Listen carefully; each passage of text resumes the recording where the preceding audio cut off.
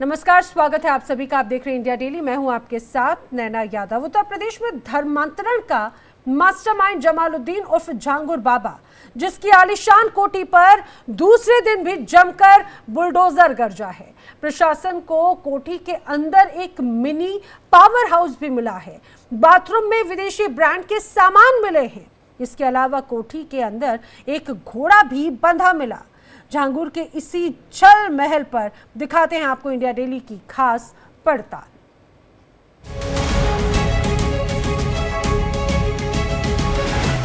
झांगुर बाबा की कोठी अय्याशी का अड्डा। जी हाँ, ये कहना गलत बिल्कुल नहीं होगा, क्योंकि यूपी एटीएस की तरफ से जैसे ही झांगुर बाबा की गिरफ्तारी होती है, लखनऊ स्थित उसके कोठी जो कि एक महल नुमा है, उसकी तलाशी जब ली जाती है तो वहां से कई ऐसी चीजों की बरामदगी होती है जो ये बताने के लिए काफी है कि किस अय्याश किस्म का ये शख्स था, ये बाबा था, झांगुर बाबा, जो धर्मांतरण के इस खेल में पूरी तरह से वो सम्मिलित था। ऐसे में देखिए, आलीशान महल की जब तलाशी ली गई तो वहां से क्या कुछ जो है वो बरामद हुआ। सबसे पहले विदेशी सामान की बरामदगी हुई है, पावर बूस्टर दवाइयां जो है उसकी बरामदगी हुई है, स्पेनिश तेल की बरामदगी हुई और साथ ही देखिए सीक्रेट सीसीटीवी कैमरे का भी पता चला है। ऐसा कहा जा रहा है कि पूरे के पूरे महल में सीक्रेट सीसीटीवी कैमरे लगाए गए थे और इसका पूरा कमांड है वो झांगुर बाबा जो है उसके बेडरूम में था, जहां से वो अपने एक एक कोने की पूरी तरह से उसके ऊपर में नजर रखा किया करता था। ऐसी जानकारी अब तक निकल करके जो है सामने आई है और देखिए कि बाबा का जो रहन सहन है वो बिल्कुल भी किसी विदेशी अमीर से जो है वो कम नहीं था। झांगुर बाबा के खिलाफ 100 करोड़ से जो उसका लेन देन है, तकरीबन हम जो जानकारी आपको लगातार दे भी रहे हैं कि 100 करोड़ की फंडिंग जो है वो सामने आई और ऐसे में 100 करोड़ के लेन देन और जबरन धर्मांतरण का आरोप जो है लगा है, जिसमें उसकी गिरफ्तारी भी हुई है। इन सब के बीच में देखिए, लखनऊ के जिस झांगुर बाबा को एक साधारण बाबा पहले समझा जाता था, देखिए जब लोग उसको जानते थे तो बहुत साधारण मानते थे, लेकिन जैसे ही पोल पट्टी खुली उसके बाद पता चला कि आखिरकार झांगुर बाबा है कौन और उसका जो ये महल है, जिसे एक तरह से ये कहा जाता था कि वो उसका घर है, वो अय्याशी का एक्चुअल में बहुत बड़ा अड्डा था। इन सब के बीच में पुलिस और प्रशासन ने जब उसके महलनुमा ठिकाने में कार्रवाई की तो ये तमाम बड़े खुलासे जो है वो यहाँ पर हुए हैं। और इतना ही नहीं, देखिए झांगुर बाबा ने अपने पूरे महल में हाईटेक सीसीटीवी कैमरा लगाया था, बेडरूम में जिसका जो है कंट्रोल था पूरी तरह से और एक एक चीज पर, एक एक एक्टिविटी पर वो अपनी नजर बनाए रखता था। ऐसे में और जानकारी मिल रही है कि विदेशी सामान भी जो है उसकी बरामदगी हुई है और साथ ही कुछ ऐसे सामान भी बरामद हुए हैं जिसमें उर्दू में कुछ बातों को लिखा गया है और ऐसे में दुबई जैसे शब्दों का भी इस्तेमाल है। और हम कह भी रहे हैं कि जो फंडिंग हुई है उसका कनेक्शन विदेशों से बैठता है, रहन सहन का तरीका जो है वो किसी विदेशी अमीर से कम नहीं है। तो ऐसे में जो है इसका कनेक्शन पूरी तरह से विदेशों से बैठता हुआ दिखाई दे रहा है। और देखिए, कपड़े धोने से लेकर के सफाई तक के लिए जिस प्रोडक्ट का इस्तेमाल किया जाता था वो भी विदेशों से आता था। और अब इसको लेकर के ईडी की कार्रवाई तो चलेगी फंडिंग को लेकर, लेकिन सबके बीच में ये सामान कैसे आया, कहां से आया, रहन सहन का तरीका और भी बहुत सारी चीजों को जो है खंगालने की कोशिश की जाएगी। और अगर इसके हम कमरे की बात कर ले तो जैसे हम पहले ही कमरे में जाते हैं, दाखिल होते हैं तो देखिए आलीशान सा एक सोफा सेट जो है वो दिखाई देता है, लग्जरी बेड नजर आता है और यहाँ पर झांगुर बाबा जो है आराम फरमाया किया करता था। पुलिस को उसके बेडरूम से कई सारी ऐसी प्रतिबंधित दवाइयां जो है वो मिली और ऐसा कहा जा रहा है कि देखिए बॉडी बिल्डिंग और पावर बूस्टिंग के लिए ये तमाम दवाइयों का प्रयोग होता था। ऐसे में उसके पीछे इन दवाइयों को रखने का, खाने का मतलब क्या था, ये सब कुछ अभी जांच का विषय बना हुआ है। झांगुर बाबा इस समय चर्चा में छाया हुआ है। एक के बाद एक रोज कुछ ना कुछ नए खुलासे हो रहे हैं, लेकिन फिर भी कहीं ना कहीं एक बात ये खटक रही है कि इतनी 85 साल की उम्र का बुजुर्ग क्या अकेले इतने सारे कारनामों को अंजाम दे सकता है। सवाल अब ये उठता है कि क्या इसके पीछे और लोग भी शामिल हैं। आज हम इस पर बात करेंगे। हमारे साथ हैं मनीष मिश्रा जी।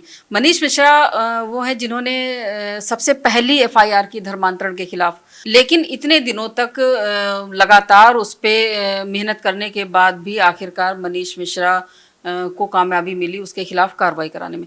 तो कैसे ये सारी चीज़ें हो रही थी हम मनीष से जानते हैं। मनीष जी, आपका बहुत बहुत स्वागत है हमारे चैनल पर। जी, सभी दर्शकों को मैं सर्वप्रथम नमस्कार करता हूं। मेरा नाम मनीष मिश्रा है और मैं गोंडा जिले का रहने वाला हूं। हमारे क्षेत्रवासी कुछ लोग कंप्लेन लेके आए सितंबर महीने में 2024 कि एक छांगुर पीर है जिसका नाम था जलालुद्दीन शाह आसवी उर्फ छांगुर पीर के नाम से मशहूर था वो, और वो धर्मांतरण का जाल पूरे देश में विदेशों में फैला रखा था। 2015 में ये इससे पहले ये अंगूठी बेचता था, नग बेचता था जो 10, 15, 20 रुपये 50 रुपये में बेचते थे। वो यहाँ से निकल के गया मुंबई में इसकी मुलाकात हुई नीतू रोहरा से, नवीन रोहरा से और उसकी पुत्री समाले रोहरा। इन लोगों को लेके गया दुबई सर्वप्रथम 2015 में और धर्मांतरण कराया इनका। इसका सर्टिफिकेट ये देखिए, यहाँ धर्मांतरण कानून अवैध है इसलिए ये यहाँ से उसको लेके दुबई गया। दुबई ले जाके देखिए लिखा सर्टिफिकेट ऑफ एम्ब्रेसिंग इस्लाम। ये है नीतू का धर्मांतरण कराया, उसके बाद नवीन का कराया और नवीन का कराने के बाद उसकी जो नाबालिग पुत्री समाले रोहरा थी उसका भी धर्मांतरण करा दिया। क्या नाबालिग का धर्मांतरण कराना सही है? इसके लिए जो है जब हमारे पास शिकायत आई और बहुत सारे लोगों को लगभग 3000 लोगों का वो इसने धर्मांतरण करा रखा था और हमारे क्षेत्रवासी सब प्रभावित हो रहे थे इससे। इसके लिए मैंने सर्वप्रथम मुख्यमंत्री जी को 16 सितंबर को कंप्लेन किया और सारे साक्ष्यों के साथ ये देखिए ईमेल किया हमने। उसके बाद फिर मैंने डीजीपी को किया। डीजीपी के बाद मैंने वहाँ के डीएम, एसपी सबको ये सूचना दी और सबको स्पीड पोस्ट के माध्यम से भी उनको सूचना दिया, उनको ईमेल किया, सारी जानकारी थी। हमें सबसे ज़्यादा विश्वास था, हम जब सब जगह से हार गए तो लास्ट में मुझे ऐसा लगा कि अब एटीएस को इसकी जानकारी देनी चाहिए क्योंकि ये आतंकवादी हवाला कारोबार सारे चीज़ों में इन्वॉल्व था। ये धीरे धीरे अपना सिंडिकेट यहीं देश प्रदेश ही नहीं अन्य देशों में फैला रहा था। बाहरी फंडिंग हो रही थी, गल्फ कंट्रियों से लगभग 40 देशों से इसको फंडिंग हो रही थी। लगातार इसका रसूख बढ़ता जा रहा था। वहाँ कोई प्रशासन सुनने को तैयार नहीं था। तब जाके एटीएस को जो है, हम विनय पांडे जी हमारे एक सहयोगी हैं, उनके माध्यम से मैंने एटीएस को कंप्लेन कराई। तब जाके इसके ऊपर 18 नवंबर 2024 को एफआईआर हुआ। उसके बाद कार्यवाही शुरू हुई। जैसे कि आपने कहा कि हमारे सहयोगी विनय पांडे जी हैं, तो विनय पांडे जी के थ्रू आपने एटीएस को शिकायत कराई। ठीक, हमारे साथ विनय पांडे जी भी हैं जिन्होंने एटीएस में शिकायत की और एटीएस में शिकायत करने के बाद विनय पांडे जी के साथ क्या हुआ, आइए उन्हीं से जानते हैं। विनय जी, क्या हुआ? आपने एटीएस में, आपने मनीष जी के कहने से आपने शिकायत की, सारी जानकारी दी। 10 नवंबर 2024 को मैंने ईमेल के माध्यम से एटीएस को शिकायत पत्र दिया। फिर उसके बाद उन्होंने आश्वासन दिया कि लगभग 6 से 7 महीने इसमें लग जाएंगे प्रोसेस में। तो हम लोग वेट कर रहे थे, चूँकि अब आखिरी रास्ता यही बचा हुआ था। चूँकि जब हम लोग फाइल लेके इधर उधर भटक रहे थे तो प्रदेश के, देश के बहुत सारे हिंदू संगठन थे और सबके दरवाजे पे गए, लेकिन आज तक कोई नहीं आया। छांगुर बाबा की रंगीन मिजाजी की बात कही गई है, उसमें मनीष जी भी कहना है कि इनका, क्योंकि इन्होंने शुरू से इस केस को देखा है, इन्होंने इस केस को शुरू किया है, ये कहेंगे, और अंजाम तक पहुंचाने का काम किया है। मनीष जी का कहना है कि अभी बहुत सारे और नामों के खुलासे होने बाकी हैं। इसमें जो मेन, नीतू के बाद जो मेन नाम आ रहा है वो आ रहा है मोहम्मद अहमद का, जो मोहम्मद अहमद अभी फरार है, जिसकी गिरफ्तारी नहीं हुई है। इसकी वजह से ये कह सकते हैं कि बहुत सारे अभी ऐसे गवाह, ऐसे खुलासे होने बाकी हैं जो मोहम्मद अहमद की गिरफ्तारी से जुड़े हुए हैं, क्योंकि बहुत सारे लोग अभी सामने नहीं आना चाहते हैं। वो मोहम्मद अहमद के बाहर होने की वजह से वो डर के माहौल में जी रहे हैं। तो ये कहना गलत नहीं होगा कि मोहम्मद अहमद की गिरफ्तारी होते ही और बहुत सारे ऐसे खुलासे होंगे जो कि शायद अप्रत्याशित हों। मोहम्मद अहमद आखिर है कहाँ? अभी तक पुलिस उसको गिरफ्तार करने में क्यों नाकाम रही है? ये सबसे बड़ा सवाल है। छांगुर बाबा इस समय देश दुनिया में चर्चा का विषय बना हुआ है। धर्मांतरण के कारण लगातार एक के बाद एक छांगुर बाबा की जो तिलस्म छांगुर बाबा का था वो टूटता हुआ नजर आ रहा है। रोज कुछ ना कुछ उसके जो नए खुलासे हो रहे हैं, उसके परत दर परत खुल रही हैं, जिसमें एक देखा जाए तो उसके छांगुर बाबा के जो एक रहस्य लोक था उसमें एक और रहस्य बना हुआ है। छांगुर बाबा का बताया जा रहा है कि उसका जो धर्मांतरण का कार्य था वो अलग अलग प्रदेश के अलग अलग जिलों से लगभग 45 परिवार ऐसे थे जो छांगुर बाबा के साथ उन्हीं के उस महल में रह रहे थे, जो इस समय बुलडोजर से ढहाया जा रहा है, जो पुलिस एक्शन की कार्रवाई का हिस्सा बन चुका है। लेकिन ये 50-45 जो परिवार थे ये कहाँ चले गए रातों रात?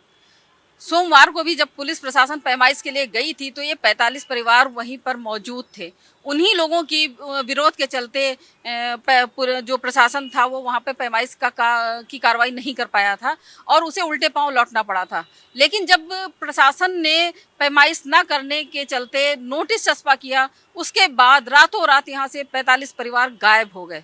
आखिर ये 45 परिवार कहाँ चले गए जिनका धर्मांतरण करा के छांगुर बाबा ने उन्हें इस्लाम में शामिल किया था, उनको अपने यहाँ शरण दी थी? वो 45 परिवार उसी छांगुर बाबा के उसी महल में सालों से रह रहे थे, जो अलग अलग प्रदेशों के अलग अलग जिलों से आए हुए थे लोग, जिनको छांगुर बाबा ने किसी न किसी तरह से उनको लालच देकर, प्रलोभन देकर उनको इस्लाम कबूल करवाया था। कभी किसी को धमका कर, किसी को कर्ज देकर, किसी को लब जिहाद में फंसाकर, इस तरह से बहुत सारे परिवार ऐसे थे। लेकिन वो रातों रात कहाँ गायब हो गए? वो जमीन निकल गई, आसमान निकल गया, या वो शहर छोड़कर चले गए? वो छांगुर बाबा का सारा खुलासा होने के बाद वो शहर छोड़कर चले गए, वो घर छोड़कर चले गए, या वहीं पे रह रहे हैं, कहीं छिपे हुए हैं? अभी इसकी जानकारी नहीं हो पा रही है। यही नहीं, एक छांगुर बाबा का एक सफ़ेद घोड़ा भी बताया जा रहा था जो कि उनके महल में अस्तबल में बंधा रहता था, जिसको कहा जा रहा है कि उसको छूने की कीमत छांगुर बाबा लगभग 2000 रुपये वसूला करता था। लेकिन वो घोड़ा भी लापता है। आखिर ये घोड़ा और ये 45 लोग जो परिवार थे ये कहाँ चले गए हैं, इसकी जानकारी अभी तक नहीं हो पा रही है। छांगुर बाबा के जो परतें दिन पर दिन खुल रही हैं, जो नए नए खुलासे हो रहे हैं, उनमें लगभग 3000 से ऊपर धर्मांतरण के मामले सामने आए हैं, जिसमें छांगुर बाबा ने लगभग 3000 के ऊपर लोगों का धर्मांतरण कराया। उन्हीं में से ये कुछ लोग जो छांगुर बाबा के महल में रह रहे थे, जो उनके साथ रह रहे थे, बरसों से रहे थे, छांगुर बाबा ने उनको शरण भी दे रखी थी, एक तरह से उनका सारा खर्च उठाता था। उनके महल में हर तरह की जो सुविधाएं उपलब्ध थी, कहा जा रहा है कि वहाँ पे ऐशो आराम से संबंधित सारी चीज़ें जो थी वो वहाँ पे अभी बुलडोजर जब चला है उस दौरान सारी चीज़ें उनके महल से मिली हैं। तो इससे जाहिर बात है कि वहाँ पर ऐशो आराम की सारी चीज़ें मुहैया कराई जाती थी, जिससे वो परिवार वहाँ पर सुविधापूर्वक रह रहे थे। तो ये एक सबसे बड़ा सवाल खड़ा है कि आखिर ये 45 परिवार जो है वो रातों रात उस जगह से, उतरौला से, उस महल से कहाँ गायब हो गए। छांगुर बाबा के खिलाफ एक्शन लगातार जारी है। अब से पहले हमने देखा किस तरह से छांगुर बाबा के घर पर बुलडोजर चलाया गया, गिरफ्तारी हो चुकी है, लगातार उससे पूछताछ की जा रही है और ऐसे में अब ईडी ने भी अपना शिकंजा छांगुर बाबा पर कस दिया है। बताया जा रहा है कि ईडी की लखनऊ यूनिट ने छांगुर बाबा के लिए केस दर्ज कर दिया है और अब इस बात का पता लगाने की कोशिश ईडी करेगी कि आखिर जिस तरह से फंडिंग हो रही थी, जिसका जिक्र किया गया है, 100 करोड़ की फंडिंग इससे बाहर यानी विदेशों से हो रही थी, किस तरह से पैसा आता था, कौन से अकाउंट में रखा जाता था, क्या इसके सोर्सेज थे, ये तमाम ऐसे पहलू जिनको लेकर अब जांच की जाएगी। तो लगातार छांगुर बाबा पर ये शिकंजा कसता जा रहा है और पुलिस एक्टिव हो गई है। ऐसे में अब ईडी भी कहीं ना कहीं ये जांच करने जा रही है कि जिस तरह से ये पैसों का खेल चल रहा था, आखिर ये पैसे आते कैसे थे, कहाँ से आते थे और किस अकाउंट में ये होते थे, क्योंकि कहा यह भी जा रहा है कुछ ऐसे फर्जी अकाउंट्स थे जो कि छांगुर बाबा ने बनाए हुए थे। तकरीबन 40 ऐसे अकाउंट्स का जिक्र किया गया है जिनके पते जो थे वो फर्जी थे, फेक थे, लेकिन जब इन अकाउंट्स में डीलिंग होती थी, पैसे आते थे, तो क्या हवाला के ज़रिए पैसे आते थे या इन अकाउंट्स के जो नाम थे वो अलग थे और उसके बाद इन पैसों को निकाला कैसे जाता था, वो कौन लोग थे जिनके ऊपर ये फर्जी नाम के तहत अकाउंट्स खोले गए थे। पुलिस इन सभी पहलुओं पर तलाश कर रही है और ईडी भी अब ये जानना चाहेगी कि आखिर ये जो इतना बड़ा नेटवर्क है, 100 करोड़ की जो लेन देन की बात कही जा रही है, वो कैसे होता होगा और इस अकाउंट के बारे में आखिर किसी को पता क्यों नहीं चला, कौन कौन इसमें शामिल है, कौन मदद कर रहा था, तमाम ऐसे पहलू जिनको लेकर अब ईडी आगे की कार्रवाई कर रही है। मैं इस वक्त मौजूद हूं बलरामपुर के उतरौला तहसील के अंतर्गत चांदोलिया मठपुर, जहां पर छांगुर उर्फ जलालुद्दीन बाबा की जो ये कोठी है, मेरे पीछे आप देख सकते हैं, इसको जमींदोज किया जा रहा है। और मैं आपको ये बताना चाहूंगा कि कम से कम लगभग 10 से 15 करोड़ रुपए की जो कोठी है वो जमींदोज किया जा रहा है। और इनका जो काला साम्राज्य है उसको भी दिखाया गया है कि कैसे विदेशों से इनकी फंडिंग कम से कम जो है 1 अरब 15 करोड़ रुपए की इनकी फंडिंग है, जो 40 खातों में दिखाया गया है यूपी एसटीएफ द्वारा, क्योंकि कैसे विदेशों से फंडिंग आता था और हिंदू लड़कियों का धर्म परिवर्तन ये करवाते थे। और ये भी इसमें बताया गया है कि धर्म परिवर्तन में काफी उनको पैसा दिया जाता था। 2015 में जो 50 से 150 रुपए का नग बेचने वाला रातों रात कैसे अरबपति हो जाता है, ये एक कहानी है। और यहाँ पर जो ये बंगला बना हुआ है, ये गाटा संख्या 337 और 370 का जो बंजर भूमि थी, इसको अवैध तरीके से बाबा ने इसको कब्जा कर लिया था और इसमें उन्होंने अपना महल बना लिया था। अब आज इसको जो है प्रशासन द्वारा ध्वस्त किया जा रहा है, क्योंकि एक बार मैं फिर दिखाऊंगा कि पीछे मेरे जितनी भी जेसीबीयां लगी हैं ये इनके बंगले को ध्वस्त की जो है कर रही हैं। मैं कैमरामैन से दिखाऊंगा, क्योंकि इनके इसमें कम से कम 15 से 20 लाख का सोलर पैनल लगा हुआ है। फिर जो भी है, क्योंकि काला साम्राज्य इनका जो भी है वो यहाँ पर मुख्यमंत्री योगी आदित्यनाथ द्वारा इसको खत्म किया जा रहा है। उन्होंने ये भी नसीहत दिया है कि ऐसा सजा दूंगा कि इनकी नस्लें याद रखेंगी, क्योंकि यहाँ पर धर्म परिवर्तन में इनका काला साम्राज्य ध्वस्त कर दिया गया है, क्योंकि इनकी कहानी अंगूठी पे शुरू हुई थी और अंगूठी पे ही आकर खत्म हुई। अब इस पूरे मामले को समझने के लिए हमें यह समझना होगा कि इस पूरे मामले का इतिहास क्या है। अब छांगुर बाबा के बारे में आपको जानना है तो आपको यह भी समझना चाहिए कि पुलिस काफी लंबे समय से उसे ट्रैक कर रही थी।